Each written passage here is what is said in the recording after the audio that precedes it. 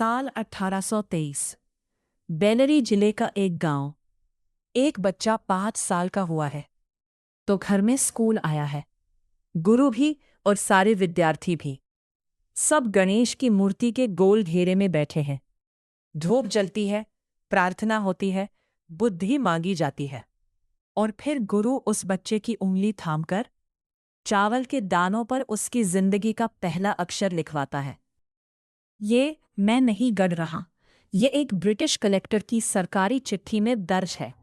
A.D. Campbell, collector of Bellary, 17 अगस्त 1823। उसी चिट्ठी में उस एक जिले के 533 स्कूल गिने हैं जिनकी किताबें थीं रामायणा, महाभारता और भगवता। उस चिट्ठी के ठीक 12 साल बाद एक और डॉक्यूमेंट लिखा गया, मकौले का मिनट, जिसकी एक लाइन आपने सुनी होगी, a single shelf of a good European library. आज उस पूरे मिनट को जस का तस सुनेंगे, और उस पूरी मशीन को भी, जिसने रिलीजन, कास्ट, ट्राइब और स्कूल चारों को हमारे लिए फिर से लिखा। ये सीरीज का सबसे लंबा एपिसोड है और इसमें कुछ भी छोड़ा नहीं गया। नमस्ते। India that is Bharat series का 9वां chapter, Christian colonial consciousness, the Hindu religion, caste, tribe and education. पिछले एपिसोड में कानूनों के कागज देखे थे। आज देखेंगे कि उन कागजों ने हमारे धर्म, हमारे समाज और हमारे स्कूलों के साथ असल में किया क्या। 9 पड़ाव। नक्शा स्क्रीन के कोने में साथ चलेगा। पहले 4 रिलीजन के साथ हुई सर्जरी और उसके निशान जो आज हमारी अदालतों तक में दिखते हैं। 5 और 6 कास्ट और ट्राइब की जन्म कुंडली। और आखिरी 3 शिक्षा, यानी वो मैदान जहां ये पूरा प्रोजेक्ट सबसे गहरा उतरा।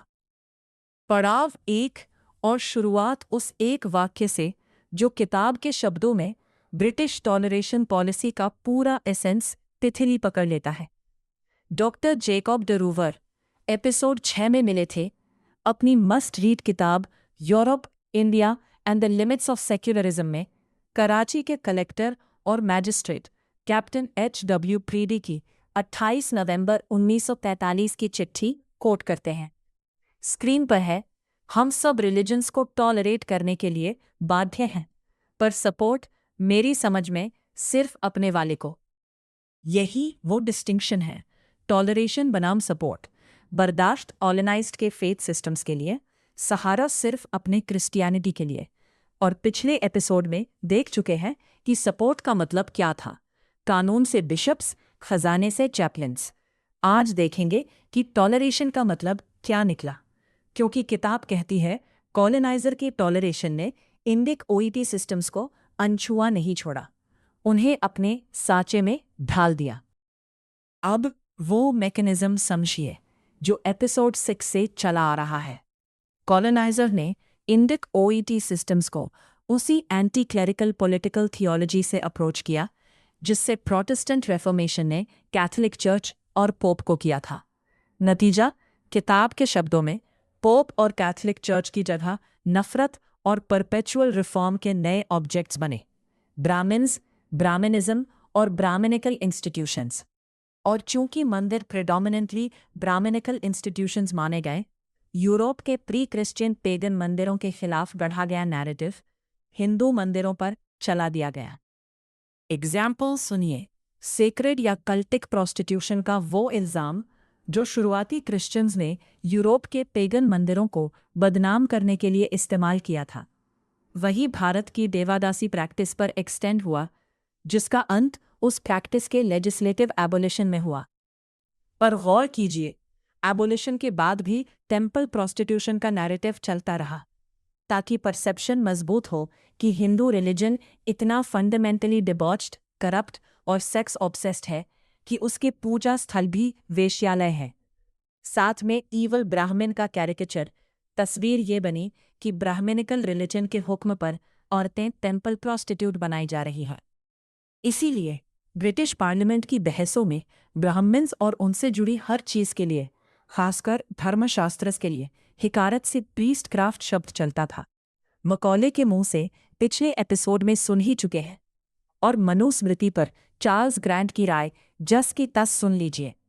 इससे साफ कुछ नहीं हो सकता कि ये पूरा ढांचा एक क्राफ्टी और इंपीरियस प्रीस्टहुड का काम है, जिसने डिवाइन रेवलेशन का ढोंग रचा ताकि अपने वर्क को हमेशा के लिए हिंदूज की सिविल स्टेट पर भी और उनके दिमागों पर भी सबसे एब्सोल्यूट एम्पायर मिल जाए।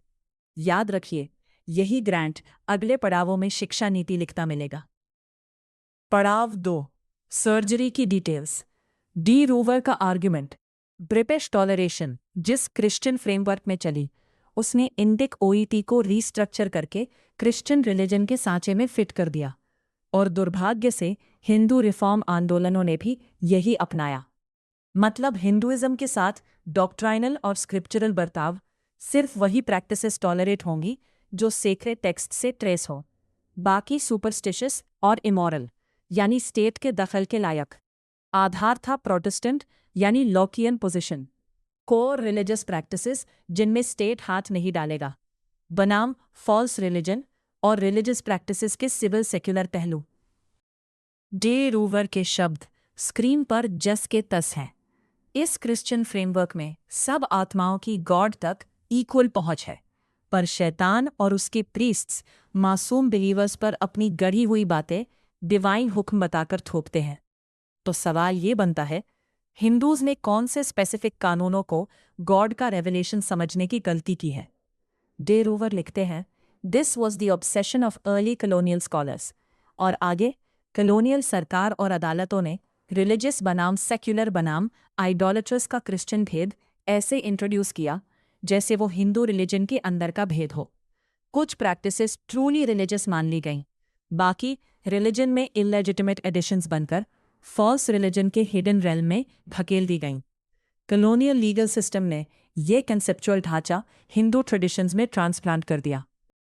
और इस सर्जरी का एक मज़ेदार दुखद चैप्टर, चूंकि क्रिश्चियन माइंड को हर रिलीजन में एक मोजिस जैसा लॉगिवर चाहिए था, तलाश शुरू हुई और मिल गए मनु, बहुचर्चित मनुस्मृति के रचयिता। मनुस्मृति या धर्मशास्त्रस रिलीजियस कमांडमेंट्स थे या कस्टम्स और प्रैक्टिसेस का डिस्क्रिप्टिव रिकॉर्डल? ये सवाल कॉलोनाइजर कभी समझ ही नहीं पाया, क्योंकि इंडिजिनस समाज को इंडिजिनस नज़र से देखना उसके बस का नहीं था। और सबसे बड़ा नुकसान, ट्रेडिशंस के लिए स्क्रिप्चरल सपोर्ट ढूंढने की ये क्रिश्चियन आदत खुद नेटिव्स ने अपना ली। हिंदू ट्रेडिशन सिस्टम को क्रिश्चियन अर्थ वाले रिलीजन में बदलने की कोशिशें शुरू हो गई। किताब का प्रमुख example the Hindu reformer Raja Rammohan Roy, जिन्होंने वेदास को हिंदू बाइबल की तरह ट्रीट किया और हिंदू रिलीजन व क्रिश्चियनिटी में स्ट्रक्चरल पैरेलल्स खींचे। इनसे एपिसोड के आखिर में दोबारा मिलेंगे उनकी अपनी कलम से। पड़ाव 3, और अब वो कहानी जो सीधे आज के अखबारों से जुड़ती है, मंदिरों पर स्टेट का हाथ। शुरुआत कंपनी से। मंदिरों के पास सिग्निफिकेंट रिसोर्सेज थे, तो प्रीटेक्स्ट बना एडमिनिस्ट्रेशन में करप्शन, क्योंकि कॉलोनियल असम्पशन यही था कि हीदन इनहेरेंटली करप्ट है, तो उसके इंस्टीट्यूशंस भी करप्शन के अड्डे होंगे। नीति बनी अपने इलाकों के सारे टेम्पल रेवेन्यूज की सेंट्रलाइज्ड वसूली और बंटवारा, फंड्स का ऑडिट, एडमिनिस्ट्रेटर्स पर ब्यूरोक्रेटिक कंट्रोल। नतीजा, किताब के शब्दों में, मंदिर प्रशासन की ऑटोनमस, लोकलाइज्ड, कम्युनिटी ड्रिवन और सेल्फ सफिशिएंट फितरत खोखली होती गई। वो एक सेंट्रलाइज्ड ब्यूरोक्रेसी पर डिपेंडेंट बनता गया। टाइमलाइन स्क्रीन पर है। 1789 में मद्रास प्रेसिडेंसी के मंदिर कंपनी के बोर्ड ऑफ रेवेन्यू के हवाले। 1817 का Madras endowments and estates regulation, जो ध्यान रहे हिंदू और मुस्लिम दोनों इंस्टीट्यूशंस पर लागू था। 1847 तक ये चला। फिर इंग्लैंड के मिशनरीज ने विरोध शुरू किया। क्रिश्चियन सरकार हीदन्स के धार्मिक इंस्टीट्यूशंस क्यों चलाए? 1863 में रिलीजियस एंडाउमेंट्स एक्ट आया, मंदिर और मॉस्क दोनों पर। 1923 में आया Madras Hindu religious endowments act, इतिहास का पहला कानून जो सिर्फ हिंदू इंस्टीट्यूशंस पर लागू था। किताब का तंज शायद कॉलोनाइजर की नज़र में Muslims people of the book होने के नाते आइडल वर्शिपिंग हीदन से कम करप्ट थे, इसलिए स्टेट के दखल से एग्जेम्प्ट। फिर 1926 का एक्ट, वही हिंदू ओनली।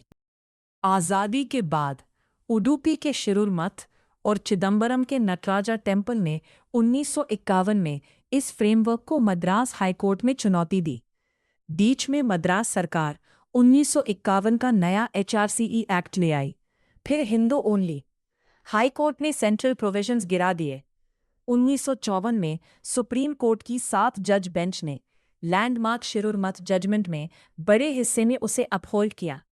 अब आयरनी पकड़िए, किताब की उंगली के साथ जो प्रोविजंस SC ने 1954 में अनकॉन्स्टिट्यूशनल कहकर गिराए थे, वही इन सम एंड सब्सटेंस में 1959 के तमिलनाडु HRCE एक्ट में वापस आ गए, जो आज तक लागू है। इन्हीं की चुनौती आशा विद्या गुरुकुलम के संस्थापक स्वर्गीय स्वामी दयानंद सरस्वती की 2012 की रिट सुप्रीम कोर्ट में आज भी पेंडिंग है। किताब की 2 टूक लाइन, इंडिक रिलीजियस इंस्टीट्यूशंस की बारी आए तो इंडियन स्टेट को देश की सबसे बड़ी अदालत का वर्डिक्ट भी सर्कमवेंट करने में कोई क्वाम्स नहीं। इस पूरी कहानी का निचोड़ किताब यूं रखती है। सेक्युलरिज्म और इक्वालिटी जैसे कॉन्सेप्ट्स आज़ाद डीकॉलोनाइज्ड भारत में इंडिजिनस कॉन्शियसनेस के एक्सट्रीम डेट्रीमेंट में खेले हैं।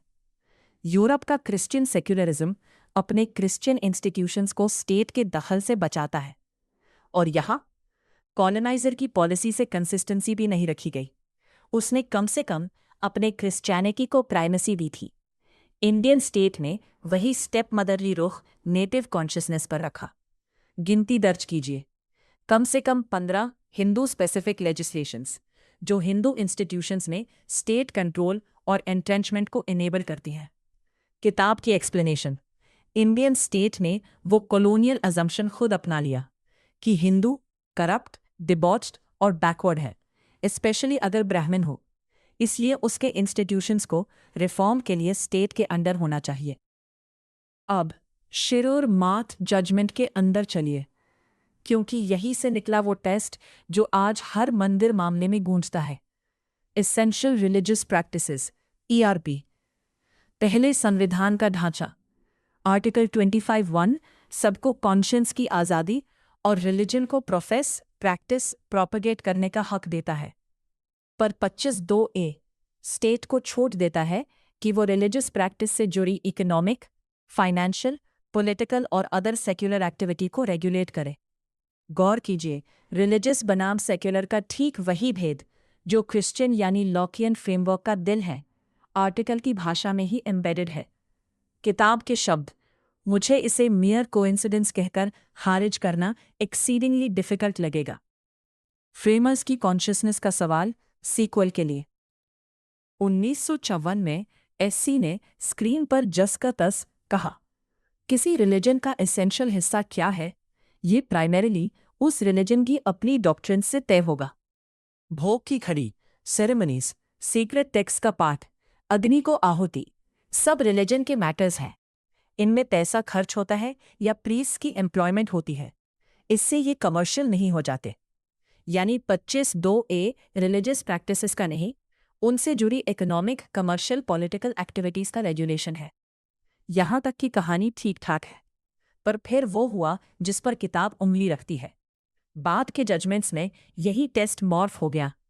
अब सेक्युलर बताने वाली अदालतें खुद तय करने लगी कि किसी रिलीजन का एसेंशियल क्या है, 25(1) की फंडामेंटल आज़ादी के एन्जॉयमेंट तक के लिए, जबकि किसी फेथ की OAP में उनकी कोई इंस्टीट्यूशनलाइज्ड ट्रेनिंग नहीं। और डबल आयरनी, किताब के शब्दों में रिलीजियस वर्सेस सेक्युलर थी ये लकीर क्रिश्चियनिटी में खींची ही इसलिए थी कि रिलीजन के मामलों में स्टेट का दखल लिमिट हो। भारत में उसने खासकर इंडिक फेथ सिस्टम्स के लिए डायमेट्रिकली ऑपोजिट नतीजे दिए हैं। ERP जैसा टेस्ट स्क्रिप्चर बेस्ड फेथ्स पर शायद फिर भी बैठे, पर इंडिक OETs पर, जो पूरी तरह स्क्रिप्चर बाउंड है ही नहीं, जो कस्टम, प्रैक्टिस और कॉन्टेक्स्ट से भी उतना ही इवॉल्व हुए हैं, उस पर यह टेस्ट लगाना इंडिजिनस फेथ सिस्टम्स पर क्रिश्चियन थियोलॉजिकल फ्रेमवर्क थोपना है। और यही कलोनियलाइज समझ, किताब कहती है, आज़ाद भारत में हिंदू रिलीजन और समाज के इटर्नल रिफॉर्म प्रोजेक्ट की बेडरॉक है। एक सेकंड रुकिए, पिछले कुछ सालों का कोई भी बड़ा मंदिर विवाद याद कीजिए, अदालत की भाषा याद कीजिए। क्या ये प्रैक्टिस इस रिलीजन के लिए एसेंशियल है? अब आपको उस सवाल की जन्म कुंडली पता है? लॉक से 1954 तक। कमेंट में बताइए, ये जानकर वो बहसें कैसी दिखती हैं। पड़ाव 4, वो बहस जो हर ड्राइंग रूम में लड़ी जाती है। हिंदुइज्म रिलीजन है या वे ऑफ लाइफ? किताब पहले तीनों इमोशंस को इज्जत से दर्ज करती है और तीनों में more than an element of truth मानती है। पहली चिंता, अगर स्टेट ने हिंदुइज्म को रिलीजन नहीं बस वे ऑफ लाइफ मान लिया तो कहीं आर्टिकल्स 25-26 वाली फंडामेंटल रिलीजियस फ्रीडम्स ना छिन जाए जो बाकी रिलीजन्स को मिली है। दूसरी, सनातना धर्मा या धर्मा को क्रिश्चियन इस्लामिक अर्थ वाले रिलीजन के बराबर भी नहीं ठहराया जाना चाहिए। ओईटीज बुनियादी तौर पर अलग है। और तीसरी, हिंदू रिलीजन एक कॉलोनियल कंस्ट्रक्ट है। ये सुनकर डर कि कहीं इससे धार्मिक बिलीफ सिस्टम्स के प्री कॉलोनियल वजूद और संप्रदायस की धार्मिक वननेस पर ही सवाल ना उठा दिया जाए। किताब का रास्ता, फर्क करो कानूनी संवैधानिक अप्रॉक्सिमेशन की ज़रूरत में ताकि हक बराबर मिले, और बी ओईटी आधारित फ़र्क में। और साथ में ये भी देखो कि रिलीजन शब्द के मैकेनिकल इस्तेमाल में घरेलू और इंटरनेशनल लीगल फ्रेमवर्क दोनों में कॉलोनियलिटी इनहेरेंट है। कॉलोनियल लिंग्विस्टिक्स की प्रॉब्लम को एक्नॉलेज करके उस पर डी कॉलोनियल अप्रोच लगाओ। मज़ेदार बात, सुप्रीम कोर्ट खुद यहाँ बड़े हिस्से में डी कॉलोनियल पोजीशन के करीब निकला। कैसे? अगली सीन में उसी के शब्द। केस ये था, स्वामीनारायण सेक्ट ने पोजीशन ली कि उसके फॉलोअर्स हिंदू रिलीजन प्रोफेस नहीं करते। सुप्रीम कोर्ट ने ठुकरा दिया। और जब रामाकृष्णा मिशन ने ब्रह्मचारी सिद्धेश्वर भाई केस में वैसी ही पोजीशन ली तो एससी ने वही दोहराया। पर ठुकराते हुए कोर्ट ने जो लिखा वो स्क्रीन पर है। हिंदू रिलीजन को डिफाइन करना डिफिकल्ट इफ नॉट इम्पॉसिबल है। ना कोई एक प्रॉफिट, ना एक गॉड की उपासना, ना एक डॉगमा, ना एक फिलोसॉफिक कॉन्सेप्ट, ना राइट्स का एक सेट। It may broadly be described as a way of life and nothing more. फिर कोर्ट ने गोल बताया, जन्म पुनर्जन्म के अनवरत चक्र से मुक्ति, मोक्ष या निर्वाणा और रास्तों की डाइवर्जेंस भी। कोई ज्ञान पर जोर देता है, कोई भक्ति पर, कोई ज्ञान भाव समेत कर्तव्य पालन पर। रास्तों पर मतभेद, मंजिल पर सहमति। और फिर तिलक का वर्किंग फॉर्मूला, जिसे कोर्ट ने फेयरली एडिक्वेट एंड सेटिस्फैक्ट्री कहा। जस का तस, वेदास की रेवरेंस से स्वीकृति, इस फैक्ट की रिकॉग्निशन कि मोक्ष के साधन मार्ग अनेक हैं, और इस सत्य की रियलाइजेशन कि पूजनीय देवताओं की संख्या विशाल है। यही हिंदू रिलीजन की डिस्टिंग्विशिंग फीचर है। साथ में इतिहासकार टॉइंबी की गवाही। हिंदुइज्म मानकर चलता है कि सत्य और मोक्ष तक एक से ज्यादा वैलिड रास्ते हैं, जो सिर्फ कंपैटिबल नहीं, कॉम्प्लीमेंट्री है। और संविधान की अपनी गवाही भी कोर्ट ने दर्ज की। आर्टिकल 25 का एक्सप्लेनेशन 2, जहां हिंदूज के रेफरेंस में सिख, जैना और बुद्धिस्ट रिलीजन को प्रोफेस करने वाले शामिल हैं। और 1955 से 56 के हिंदू कोड एक्ट्स भी इसी ब्रॉड सेंस में सब पर लागू होते हैं। किताब का निष्कर्ष, कम से कम इन दो लैंडमार्क जजमेंट्स में एससी ने माना है कि धार्मिक ओईटी क्रिश्चियन और इस्लामिक ओईटी से अलग है, और रिलीजन की अप्रॉक्सिमेशन सिर्फ कॉन्स्टिट्यूशनल फ्रीडम्स के इक्वल एन्जॉयमेंट के पर्पस से है। यानी वही सूत्र जो किताब ने सुझाया, हक के लिए रिलीजन, समझ के लिए धर्म। अब तीसरी चिंता का जवाब, कॉलोनियल कॉन्स्ट्रक्ट वाली डॉक्टर बला गंगाधरा की सटीक पोजीशन किताब दर्ज करती है। हिंदुइज्म हो, बुद्धिज्म या जैनिज्म, हर एक कॉलोनियल कॉन्स्ट्रक्ट है एम्पेरिकल सेंस में, पर एपिस्टेमोलॉजिकल सेंस में नहीं। सीधी भाषा में धार्मिक ओईटी सिस्टम्स और संप्रदायस का वजूद ऑब्वियसली क्रिश्चियन यूरोपियन कॉलोनाइजर से पहले का है। कॉलोनाइजर के खाते में सिर्फ उनकी रिलीजन्स के रूप में रिकंस्ट्रक्शन जाती है, और ये रिकंस्ट्रक्शन भारत स्पेसिफिक भी नहीं थी। क्रिश्चियन यूरोप ने रिलीजन का कॉन्सेप्ट ग्लोबली लगाया। हर non Christian indigenous faith system को अपने थियोलॉजिकल फ्रेमवर्क से समझने के लिए।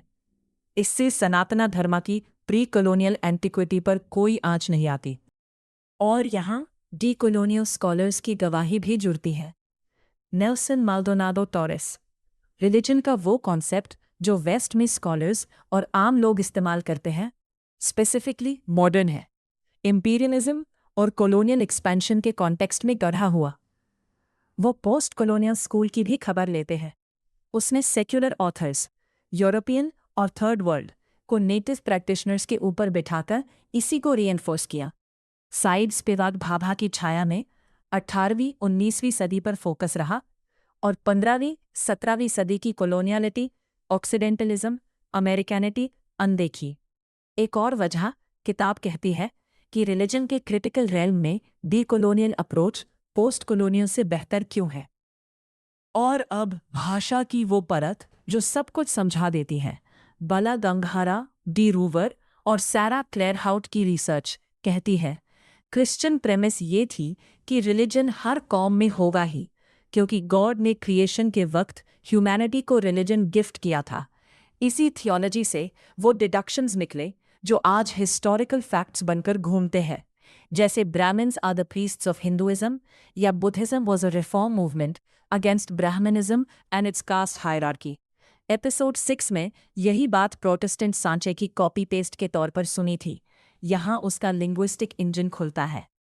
दी रूवर और क्लेयर हाउट के सवाल स्क्रीन पर है। क्या इंडियंस समझते थे कि British religion, law, scripture, priests, caste कहते हुए क्या मतलब रखते हैं? और क्या ब्रिटिश समझते थे जब इंडियंस धर्मा, शास्त्र, पूजा, ब्राह्मणास, जाति बोलते थे? हर यूरोपियन शब्द के पीछे एक बैकग्राउंड थियोलॉजी थी जिसने उसका मतलब सदियों में तय किया था। इंडियंस ने इंग्लिश के शब्द तो सीख लिए, उस थियोलॉजी तक पहुंच के बिना। सबसे साफ एग्जाम्पल, पूजा रिचुअल्स किसी भी सेंस में क्रिश्चियनिटी की वर्शिप के इक्विवेलेंट नहीं, पर यूरोपियंस ने पूजा को वर्शिप मिसअंडरस्टैंड किया, मिस ट्रांसलेट किया। फिर इंडियंस ने इंग्लिश सीखकर मान लिया कि वर्शिप का मतलब पूजा है, बिना जाने कि क्रिश्चियनिटी में वर्शिप क्या है और वो गॉड आइडोलेट्री रिलीजन के किस जाल से बंधा है। यही डिस्टॉर्शन धर्मा, अपौरुषेय, देवा, पुरोहित, मूर्ति पूजा हर मैपिंग में हुई।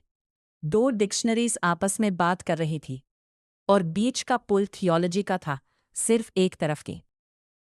इस लिंग्विस्टिक जाल का सबसे कॉन्क्रीट नमूना फिर शिरूर मात से।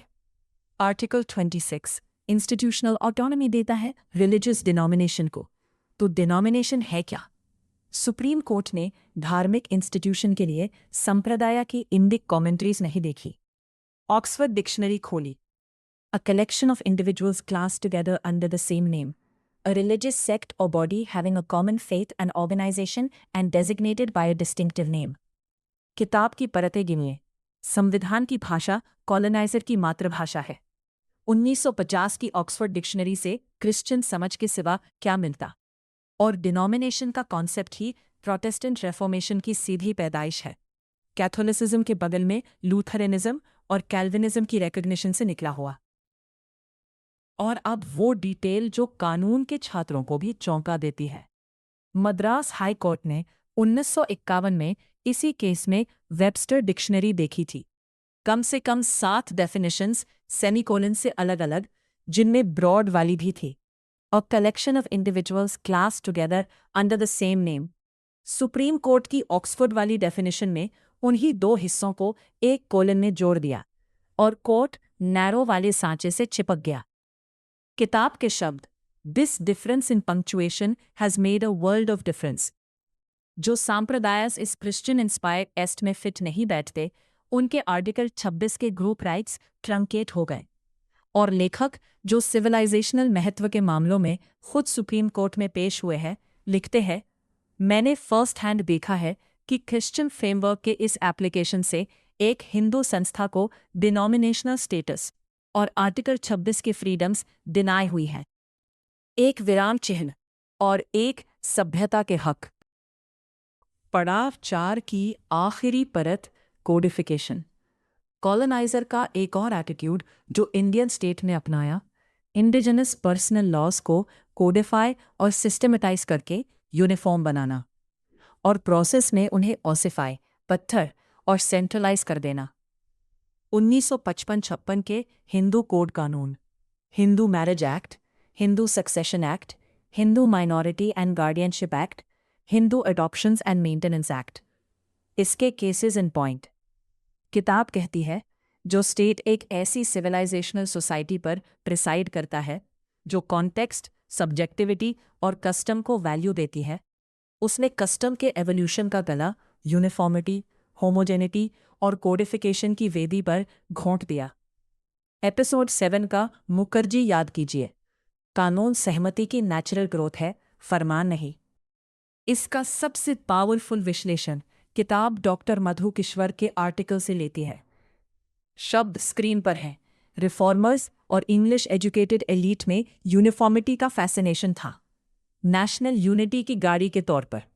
ब्रिटिश की पॉलिथिज्म से घृणा और मोनोथिज्म के मॉरल ग्लोरिफिकेशन वाली ही रग में रिफॉर्मर्स हिंदू लॉ की रीजनल विविधता से डिस्कस जताते थे। खुद को देखते थे मॉडर्नाइजिंग वुड कटर्स की तरह, हिंदू लॉ के मिस्टिफाइंग जंगल पर कुल्हाड़ी चलाते हुए। S.C. शाह जैसे बयान, पहली बार हिंदू कम्युनिटी के लिए यूनिफॉर्म कोड होगा, ये बहुत बड़ी बात है। और जो भी पूछे कि यूनिफॉर्मिटी अच्छी क्यों है, उसे नेहरू की अगुवाई वाले प्रोग्रेसिव्स ने रिएक्शनरी कहकर डिसमिस कर दिया। जबकि दूसरी तरफ ये दलील थी कि डाइवर्सिटी अपने आप में ईवल नहीं और हिंदू लॉ ऊपर से थोपा नहीं गया था, पॉपुलर कंसेंसस से उगा था। यही कैरेक्टर बचाना चाहिए। किश्वर की सबसे तीखी बात, स्टेट को समाज सुधार का ऐसा औजार मानना बिना सोशल कंसेंसस बनाए, ये सोच ही कलोनियलिस्ट स्टेट मशीनरी और आइडियोलॉजी से आई है।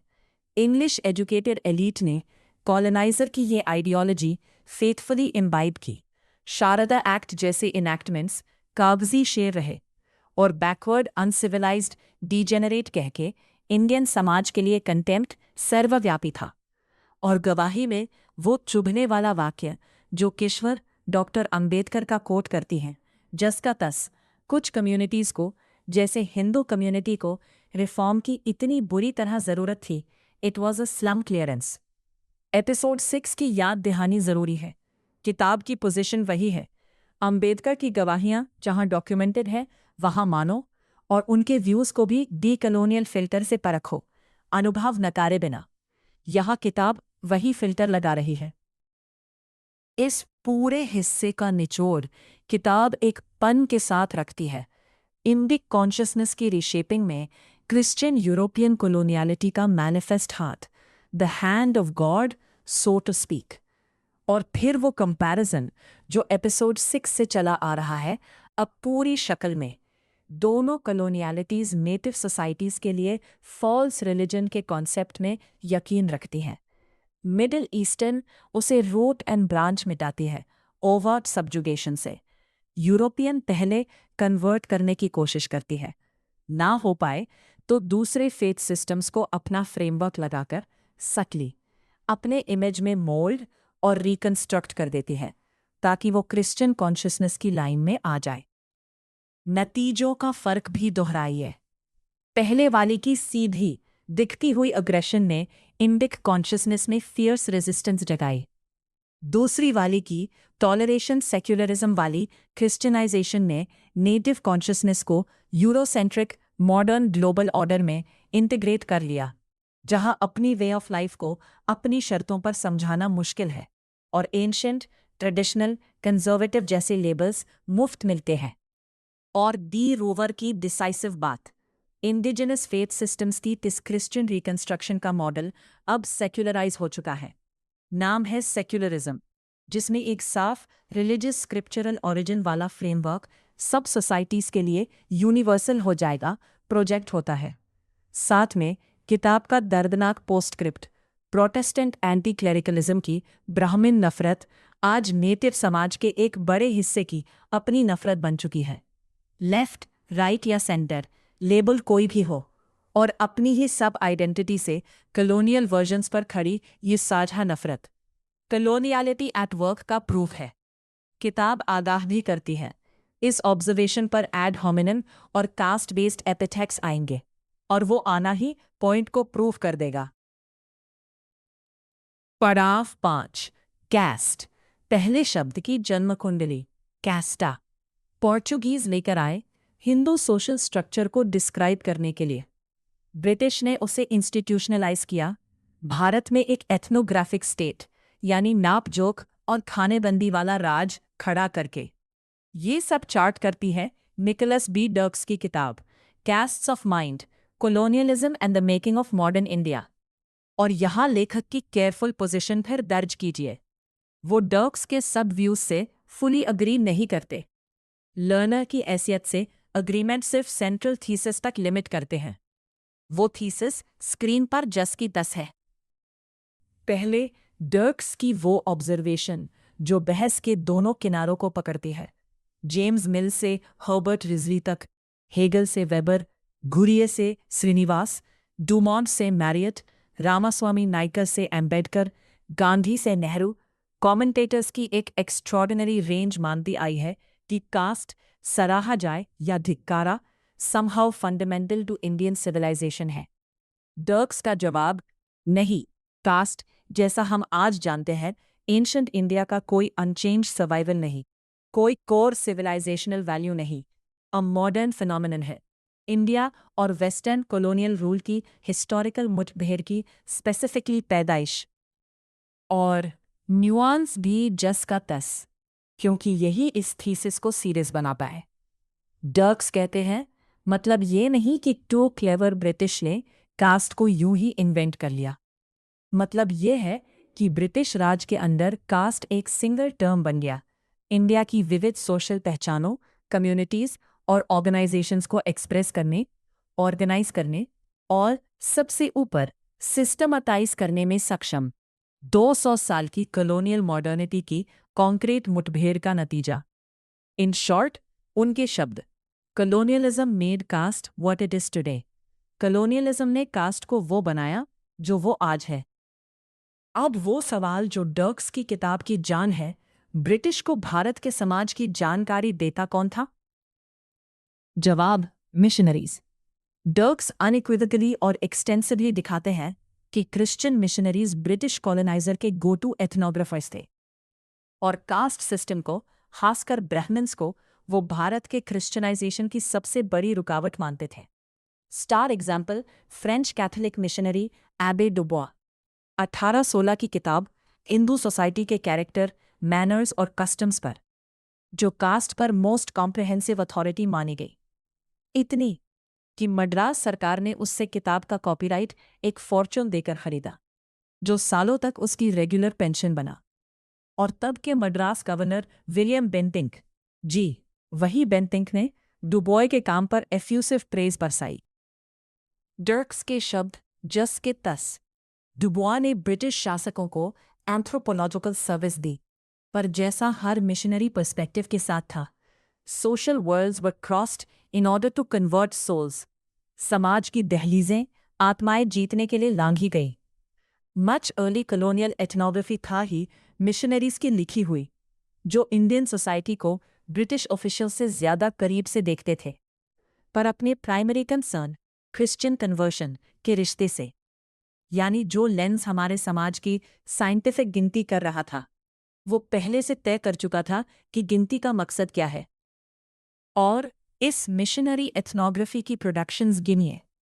डर्क्स डिटेल्स में दिखाते हैं क्रिमिनल कास्टर्स, यानी पूरी की पूरी कम्युनिटीज जन्म से अपराधी डिक्लेयर, मार्शल कास्ट्स और मार्शल रेसेस, यानी लड़ाकू नस्लें और ट्राइब्स। मकसद 2, क्राइस्ट के लिए ज़्यादा सोल्स की फसल, और उन ग्रुप्स की पहचान जिनकी ब्रिटिश के लिए लॉयल्टी भरोसेमंद हो। एपिसोड 4 में मार्शल रेसेस की फोटो देखी थी, अब उसका इंजन देखिए। जॉर्ज मैकमन की 1933 की the martial races of India, जिसमें एरियन रेसेस का इस्तेमाल मिशनरी एथनोग्राफी और क्रिश्चियन ओईटी वाले वाइट सुप्रेमेसिज्म पर खड़ा है। मैकमन का यकीन, जस का तस, martial races largely the product of the original white Aryan races थी, और वाइट इन्वेडर्स ने अपनी शुरुआती सुप्रेमेसी के दिनों में कास्ट सिस्टम शुरू किया। द्रविडियन और एबोरिजिनल लोगों से मिसएजनेशन के मॉरल्स पर डेवस्टेटिंग असर से प्रोटेक्शन के तौर पर। रुकिए, इसी पैराग्राफ में एरियन इन्वेजन थ्योरी का धागा भी पकड़िए।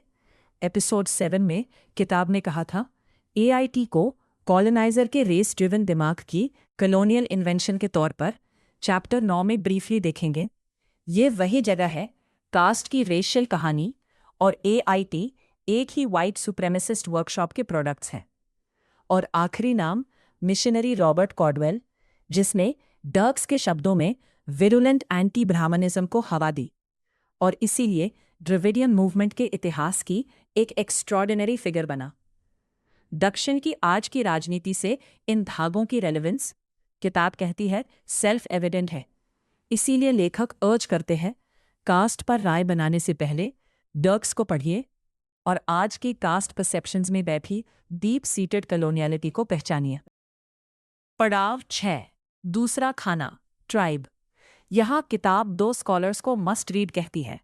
एस.के. चौबे, जिनकी hill politics in north east India, north east में ट्राइबल आइडेंटिटी की क्रिएशन और ट्राइब्स के क्रिश्चियनिटी में कन्वर्जन की फैसिलिटेशन का नेक्सस समझने के लिए बेहद कीमती है। और सुजाना B.C. देवाले, जिनके शब्द स्क्रीन पर हैं। मेरा कंटेंशन है कि इंडिया में ट्राइबल कॉन्स्ट्रक्ट एक कॉलोनियल कैटेगरी है, कॉलोनियल लेजिटिमाइजिंग आइडियोलॉजी का हिस्सा।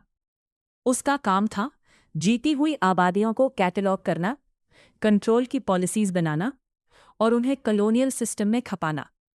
और सबसे नुकीली लाइन, झारखंड में कोई ट्राइब्स थे ही नहीं जब तक इंडियन रियलिटी की यूरोपियन परसेप्शन ने उन्हें कंस्ट्रक्ट नहीं किया और कॉलोनियल अथॉरिटीज ने एडमिनिस्ट्रेटिव मुहर नहीं लगाई। मैकेनिज्म भी दिवाली साफ करती हैं। कॉलोनियलिज्म के अंदर जो कम्युनिटीज उस दूसरे बड़े कैटलॉगिंग डिवाइस कास्ट से बच निकली, वो ट्राइबल पैराडाइम के हिसाब से डिफाइन कर दी गई। तभी द ट्राइब्स ने इंडियन सिनेरियो में एंट्री ली और 19वीं सदी के छोटा नागपुर के लिए वो आखिरी पिलर भी गिनाती है। जर्मन इवेंजेलिकल लूथरन, एंग्लिकन और रोमन कैथोलिक मिशंस की आमद, यानी कॉलोनियल हेजेमनी के क्लासिक खंभे पूरे। फौज, legal administrative system, capitalist economy और चर्च अपनी सिविलाइजिंग एजुकेशनल मिशन के साथ। आंकड़े दर्ज कीजिए। लूथरन मिशन 1845 में पहुंचा, 1895 तक 40,000 कन्वर्ट्स। रोमन कैथोलिक सबसे बाद में आया पर सबसे तेज, 1888 में 15,000, 1900 तक 71,270। सांताल्स और होज ने शायद ही कन्वर्जन किया। कन्वर्ट्स का बड़ा हिस्सा मुंदाज और ओरोन्स थे और मिशंस की यूरोपियन वैल्यूज वाली शिक्षा ने, उसके शब्द, आदिवासीज के डीकल्चरेशन में योगदान दिया। देवाले का निष्कर्ष, जस का तस, आदिवासी सोसाइटीज को ट्राइबल कहना at best out of place, at worst ahistorical and sociologically groundless है। असल में वो ब्रिटिश कॉलोनियल एडमिनिस्ट्रेशन की पार्थेनोजेनेटिक क्रिएशन थे, यानी बिन बाप की पैदाइश, अकेले प्रशासन के दिमाग से। और चेतावनी, ट्राइब की आइडियोलॉजी कॉलोनियलिज्म के अंत से खत्म नहीं हुई, वो रिफॉर्म्युलेट होकर जिंदा है। यहाँ किताब अपना ज़रूरी कैवियट फिर दोहराती है। एपिसोड 6 से चला आ रहा उसूल। दावा ये नहीं कि प्री कॉलोनियल अतीत परफेक्ट था या डिस्क्रिमिनेशन के इंस्टेंसेस नहीं थे। दावा क्रेडिबल लिटरेचर के हवाले से सिर्फ ये है कि अतीत की हमारी समझ थरली कॉलोनियलाइज्ड है। कॉलोनियल धागे हटे तो वर्ना और जाति को उनके अपने इतिहास से समझना शुरू कर सके, और कंटेम्प्रेरी रेलेवेंस अगर कोई हो, उसकी जांच भी और आगाही भी। जो फिजर्स एंटी ब्राह्मण्स लैंड से शुरू हुए, उनका एंटी धार्मिक, एंटी हिंदू पोजीशन की तरफ बढ़ना हर दिन कम छुपा हुआ है। और मिडिल ईस्टर्न कॉलोनियलिटी यहाँ भी यूरोपियन के कोटेन्स पर सवार है। सेक्युलराइज्ड फ्रेमवर्क उसे ऑप्टिकली सैनिटाइज्ड औजार देता है। पड़ाव 7, शिक्षा, वो मैदान जहां ये पूरा प्रोजेक्ट सबसे गहरा उतरा। किताब का सेक्शन टाइटल ही सब कह देता है, colonial education for moral and religious improvement, AKA प्रोसेलेटाइजेशन। शिक्षा, भाषा और रिलीजियस कन्वर्जन का नेक्सस क्रिश्चियन एस्टैब्लिशमेंट को 1698 के पहले मिशनरी क्लॉज से ही थरोली समझ था। क्लर्जी नेटिव भाषा सीखे ताकि जेंटूस को प्रोटेस्टेंट रिलीजन सिखाई जा सके। टाइमलाइन 1715 से 1787 के बीच मद्रास, बॉम्बे, कैलकाटा में कंपनी की मदद से इंग्लिश मीडियम चैरिटी स्कूल्स खुले, पर लार्जली यूरोपियन और एंग्लो इंडियन बच्चों के लिए। नेटिव्स की शिक्षा में दिलचस्पी 1765 से शुरू हुई, यानी बक्सर के बाद, जब उसका पॉलिटिकल पावर बनना साफ हो गया, और वो भी रिप्रोचमेंट यानी रिश्ते सुधारने की नीति के तौर पर। उस नीति के 3 कदम स्कॉलर्स जेपी नायक और सैयद नूरुल्लाह के हवाले से मदरसास और पाठशालास की स्थापना, विद्वान पंडित्स और मौलवीज को सम्मान या ग्रांट्स, और हायर रिलीजियस स्टडीज के लिए इंस्टीट्यूशंस को एंडाउमेंट। साथ में इंडियन अपर क्लासेस को ब्रिटिश एडमिनिस्ट्रेशन में कोऑप्ट करने के लिए बनारस संस्कृत कॉलेज और कैलकाटा मदरसा। नियत का डॉक्यूमेंट भी है। ब्रिटिश रेजिडेंट जॉनथन डंकन की कॉर्नवालिस को 1 जनवरी 1792 की चिट्ठी। इस इंस्टीट्यूशन का दूसरा फायदा ये होगा कि हिंदू लॉ का ज्ञान बचाकर ये भविष्य के डॉक्टर्स और व्याख्याकारों की नर्सरी बनेगा। किसके लिए? टू असिस्ट द यूरोपियन जजेस, यानी ओरिएंटलिस्ट रास्ता भी परोपकार नहीं था, प्रशासन की जरूरत थी, पर असली तूफान दूसरी तरफ से आ रहा था। चार्ल्स ग्रांट, वही मानुस्मृति वाले की ऑब्जर्वेशंस, 16 अगस्त 1799, वो डॉक्यूमेंट जिसने 1813 के चार्टर एक्ट की चर्च एस्टैब्लिशमेंट की नींव रखी। शब्द स्क्रीन पर जस के तस। The true cure of darkness is the introduction of light. The Hindus err because they are ignorant. Hindus भटके हुए हैं क्योंकि अज्ञानी हैं। हमारी लाइट और नॉलेज उन तक पहुंचाना उनके डिसऑर्डर्स की बेस्ट रेमेडी होगी। इफेक्ट्स हमारे लिए ऑनरेबल भी और एडवांटेजेस भी। और औजार, पहला संवाद और बाकी सबको लाने का इंस्ट्रूमेंट इंग्लिश लैंग्वेज होनी चाहिए। ये वो चाबी है जो उनके लिए नए आइडियाज की दुनिया खोलेगी। गवर्नमेंट सस्ते फ्री स्कूल्स खोले, हिंदूज वक्त के साथ खुद इंग्लिश के टीचर्स बन जाएंगे, और सरकारी कामकाज में इंग्लिश पर्शियन की जगह ले ले, तो नेटिव्स का अपना इंटरेस्ट ही उन्हें सीखने पर मजबूर कर देगा। और फिर प्लान का धार्मिक इंजन, ग्रांट के अपने शब्दों में, प्रिंटिंग से हमारा यूजफुल लिटरेचर फैलेगा, हिंदूज रीजन सीखेंगे, और फिर वो एग्जाम्पल जो सब खोल देता है, इक्लिप्स के ट्रू कॉज के डेमोन्स्ट्रेशन से, रघु और केतु की कहानी, यानी राहु केतु जमीन पर आ गिरेगी। एक खंभे का हटना फॉल्सहुड के पूरे ढांचे को कमजोर करेगा। एक पैल्पेबल एरर की डिस्कवरी आगे के कन्विक्शन के लिए दिमाग खोलेगी, और वो मेंटल बॉन्डेज जिसमें वो लंबे समय से जकड़े हैं, धीरे धीरे घुल जाएगी। साफ पढ़िए, विज्ञान यहाँ ज्ञान के लिए नहीं, फॉल्स रिलीजन के खंभे गिराने का हथौड़ा है, ताकि आखिर में गॉस्पेल की जगह बने। किताब का निष्कर्ष, ग्रांट उन सब का परफेक्ट जवाब है जो कहते हैं भाषा तो न्यूट्रल मीडियम है, उसका रिलीजन से क्या लेना देना। तो 1790 से 1850 से ब्रिटिश शिक्षा नीति की जो महान बहस पढ़ाई जाती है, ओरिएंटलिस्ट बनाम एंग्लिसिस्ट, उसकी असलियत दर्ज कीजिए। Orientalist school indigenous knowledge production, content और पेडागॉजी को यूरोपियन सिस्टम से मिलाओ। बनारस संस्कृत कॉलेज, कैलकाटा मदरसा, ताकि इंडियंस ब्रिटिश ढांचे में कोऑप्ट हो। इवेंजेलिकल यानी एंग्लिसिस्ट स्कूल, ग्रांट और विल्बरफोर्स की अगुवाई में इंग्लिश भाषा को क्रिश्चियनिटी और वेस्टर्न सिविलाइजेशन से जोड़ता था। एक्यूटली अवेयर कि भाषा एक वर्ल्ड व्यू की कैरियर होती है, इसलिए इंग्लिश एजुकेशन की पुश, और वो लाइन जो इस पूरी बहस का पर्दा गिरा देती है किताब की। It is important to underscore the fact that both schools subscribed to the notion of Christian European superiority in all respects. दोनों, फर्क सिर्फ ये कि पहला प्रैग्मेटिक मर्केंटाइल हिसाब से सेक्युलर रास्ते चाहता था, नेटिव इंस्टीट्यूशंस का सपोर्टर दिखते हुए यूरोपियनाइज करना, जबकि दूसरा अपनी क्रिश्चियन कॉलोनियल कॉन्शियसनेस और इवेंजलाइजिंग फितरत स्लीव पर पहनता था। यानी हमें जो बहस पढ़ाई गई वो मंजिल की नहीं थी, सिर्फ रफ्तार और रास्ते की थी। और जीता कौन? Evangelical school. 1813 का एक्ट उसी की जीत थी जो 1853 तक और मजबूत ही हुई। अब वो डॉक्यूमेंट जो साइलेंट कन्वर्जन की प्लेबुक है, गवर्नर जनरल लॉर्ड मोयरा का मिनट 2 अक्टूबर 1815। पैरा 131 में गांव के स्कूल मास्टर्स को रिलीजियस सेंटिमेंट्स और एथिक मैक्सिम्स की छोटी मैनुअल्स बांटने की योजना, ध्यान रखते हुए कि सुप्रीम बीइंग की ऑ और एडोरेशन तो अर्नेस्टली दिखाई जाए, पर किसी पर्टिकुलर क्रीड की तरफ इशारा करके जेलसी ना जगे। और फिर पैरा 122 में किताब कहती है, इससे साफ इंटेंट हो ही नहीं सकता। शब्द स्क्रीन पर है, पढ़िए। जो लोग इस एम्पायर की विशाल आबादी में ट्रू रिलीजन की इनेस्टिमेबल लाइट्स फैलाने के इच्छुक हैं, उनके लिए एक ही रास्ता है। बच्चों की राइजिंग जनरेशन के दिमाग इंस्ट्रक्शन से खोलो। उन्हें क्रिश्चियन डॉक्ट्रिन जिन प्रिंसिपल्स का हुक्म देती है, उनकी रेवरेंस की आदत दो, माँ बाप को भड़काए बिना, और फिर उनकी इनेविटेबल रिजेक्शन उन बिलीफ्स की जो उस रीजन से इरेकॉन्साइलेबल है, जो तुमने उन्हें एक्सरसाइज करने लायक बनाया है, तुम्हारे चाहे हुए पाथ पर उनकी ट्रांजिशन को सर्टेन कर देगी। आगे भी है, उनकी इग्नोरेंस ही उन्हें पुराने संस्कारों से चिपकाए रखती है और ब्राह्मण्स के डिक्टेट्स के हवाले रखती है, जो अलार्म्ड हुए तो काउंटरएक्ट करेंगे। इसलिए प्रोग्रेस को इफेक्चुअल होना है तो पेशेंट और साइलेंट होना होगा।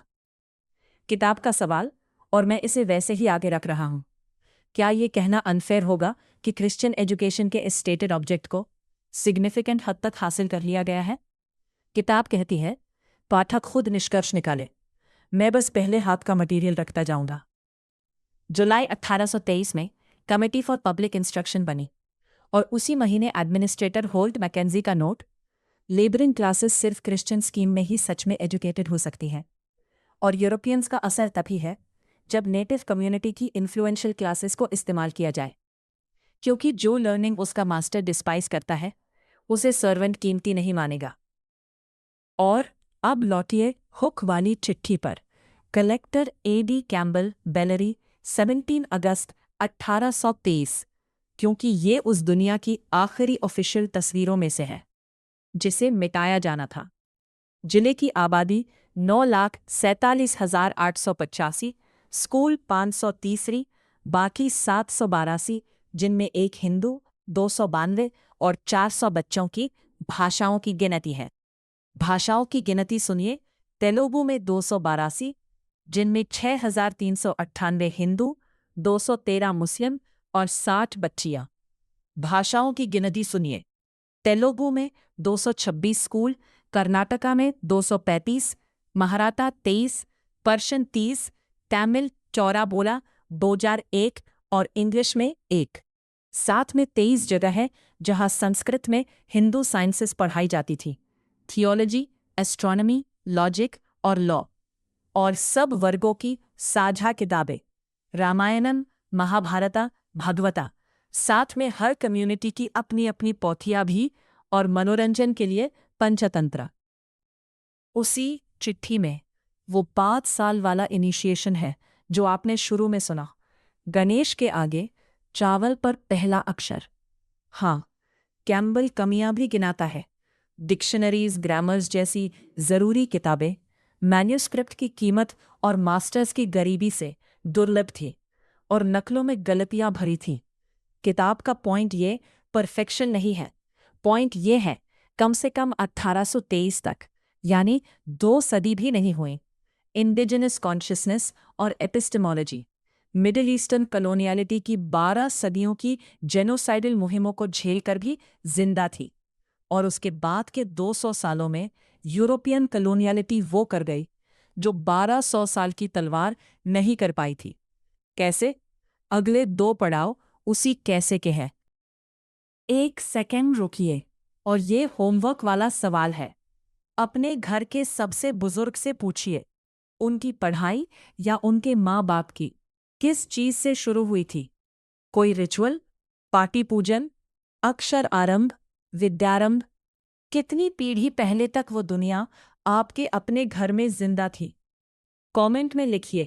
कैम्बल की चिट्ठी का बाकी हिस्सा आपके घरों में बिखरा पड़ा है। पड़ाव 8। और अब वो चिट्ठी जो इस एपिसोड का सबसे अनकंफर्टेबल डॉक्यूमेंट है, क्योंकि कलम अपनी है। 11 दिसंबर 1823, कैम्बल की बेलेरी चिट्ठी के 4 महीने बाद राजा राममोहन रॉय, हिंदू सोशल रिफॉर्मर और ब्रह्मो सभा के संस्थापकों में से एक, गवर्नर जनरल लॉर्ड एमहर्स्ट को लिखते हैं। सरकार कलकत्ता में नया संस्कृत कॉलेज क्यों खोल रही है? उनकी उम्मीद थी कि इंग्लैंड का पैसा यूरोपियन जेंटलमैन ऑफ टैलेंट्स को लाकर mathematics, natural philosophy, chemistry, anatomy पढ़ाने में लगेगा, और वो प्रोविडेंस का शुक्रिया भी अदा कर चुके थे कि वेस्ट की सबसे एनलाइटेड नेशंस ने एशिया में अपने आर्ट्स और साइंसेस प्लांट करने की ग्लोरियस एम्बिशन दिखाई। और इंडिजिनस शिक्षा के बारे में उनके शब्द स्क्रीन पर जस के तस। संस्कृत इतनी कठिन है कि ज्ञान के प्रसार पर सदियों से एक लैमेंटेबल चेक रही है।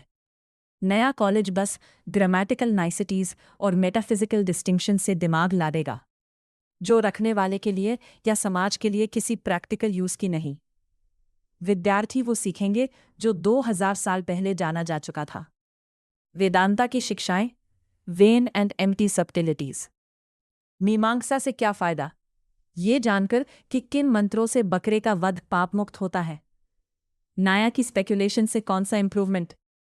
और क्लाइमैक्स, जैसे बेकन से पहले वाला स्कोलास्टिक सिस्टम इंग्लैंड को अज्ञान में रखने के लिए बेस्ट था, वैसे ही संस्कृत सिस्टम ऑफ एजुकेशन इस देश को डार्कनेस में रखने के लिए बेस्ट कैलकुलेटेड होगा, अगर ब्रिटिश लेजिस्लेचर की यही पॉलिसी हो।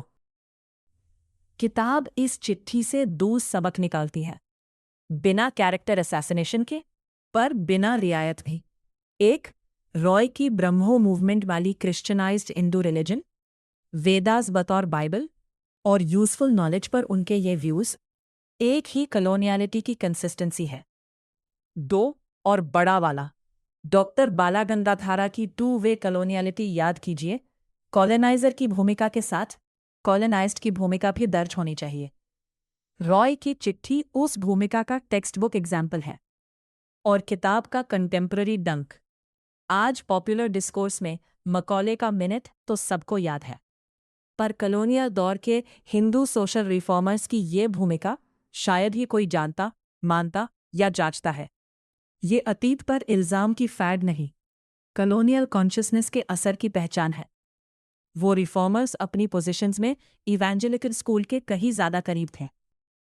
रॉय की चिट्ठी के 11 साल बाद वही जंग अब एडमिनिस्ट्रेशन के अंदर, सिविल सर्विस के एचटी प्रिंसिप, ओरिएंटलिस्ट पक्ष का प्रोटेस्ट, 9 जुलाई 1834। सब कमेटी ने सिर्फ 2 मेंबर्स की मौजूदगी में रेजोल्यूशन पास कर दिया था कि कलकत्ता मदरसा में अब स्कॉलरशिप उसी को मिलेगी जो अरबिक के साथ इंग्लिश भी पढ़े। प्रिंसिप के शब्द स्क्रीन पर हैं।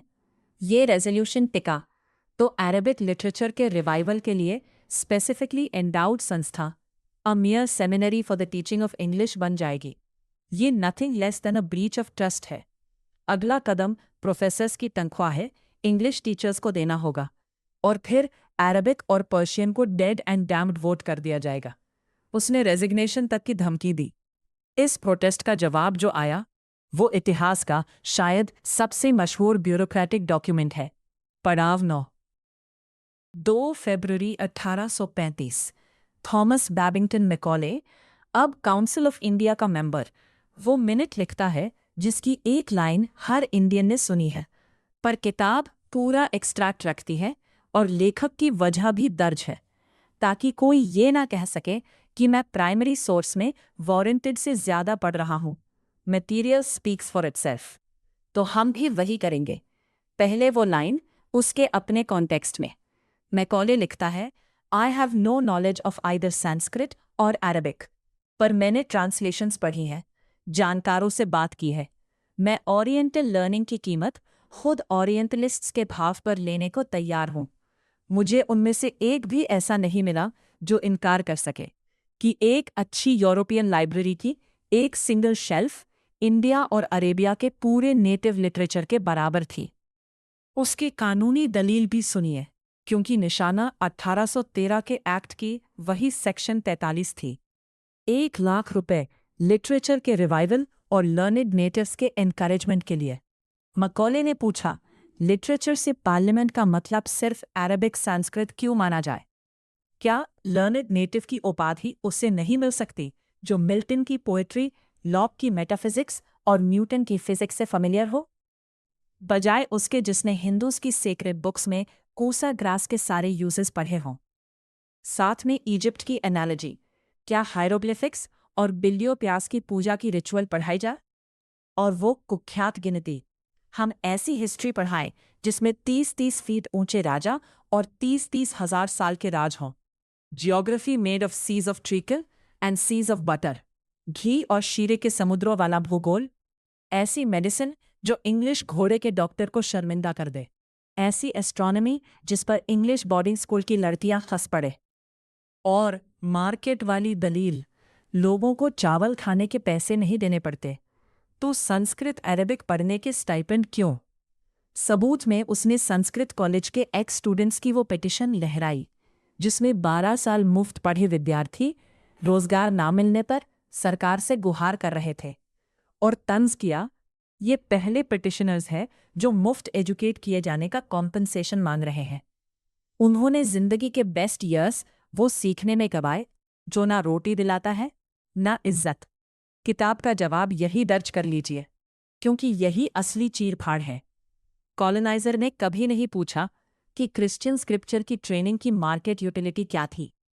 उसका एस्टैब्लिशमेंट तो भारत के रेवेन्यू से पेंशन पाता था, और नेटिव लर्निंग अनमार्केटेबल हुई ही इसलिए थी कि कॉलोनाइजेशन ने वर्ल्ड व्यू और वे ऑफ लाइफ बदल डाली थी। बाजार गवाह नहीं था, वो भी कब्जे में था।